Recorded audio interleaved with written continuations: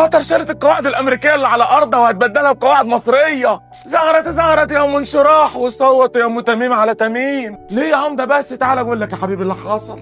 موقع اكسيوس الامريكي قال ان خلاص قطر متضايقه وهتعيد تقييم الشراكه الامنيه مع الولايات المتحده بعد الهجوم اللي حصل على الدوحه. على طول راحت قطر ما كدبتش خبر، وطلعت وكاله رويترز ونقلت ان قطر نفت الخبر ده تماما، وقالت ان الكلام ده ملوش اي علاقه بالحقيقه. ووزير خارجيه قطر طلع بنفسه وقال لك ان دي محاوله للتشويش على العلاقات القويه اللي بيننا وبين امريكا، وان النهارده علاقاتنا بقت اقوى من اي وقت فات. يا ده صراع لسه مديك على جفاك، والقاعده الامريكيه اللي على ارضك ما اتحركتش حتى بمسدس خارز، يعني متعاونه معاهم يا حزين ونفذوا عمليه على ارضك. وكمان موظف امن قطر استشهد، وفي الاخر جاي تقول لي تعزيز شراكتنا الامنيه مع امريكا؟ ايه يا دي الخزي ده؟ ما اتعلمتوش حاجه من مصر ولا من الدكر اللي عندها؟ مصر ما بتدفعش دولار لامريكا، دي بتاخد معونه، وانتوا ما تدفعوا لهم مليارات، ومع ذلك قرارنا من دماغنا وكلامنا من راسنا، ومحدش قادر يجرب من ارضنا ولا من حدودنا. طب انتوا تعرفوا ان امريكا لسه مديه قطر طيارات F-15 وما رضتش تديها لمصر، لانهم عارفين انها خرده مش هتفرق ابدا مع اللي ماشي تحت طوعهم. لكن مع مصر الموضوع مختلف وخطير، مصر صوتها حر وقرارها من دماغها، واي حد يفكر يلعب معانا يلقى الرد في وشه. في دماغ تميم وابو حنان والنتن وشيروا له وابعتوا له.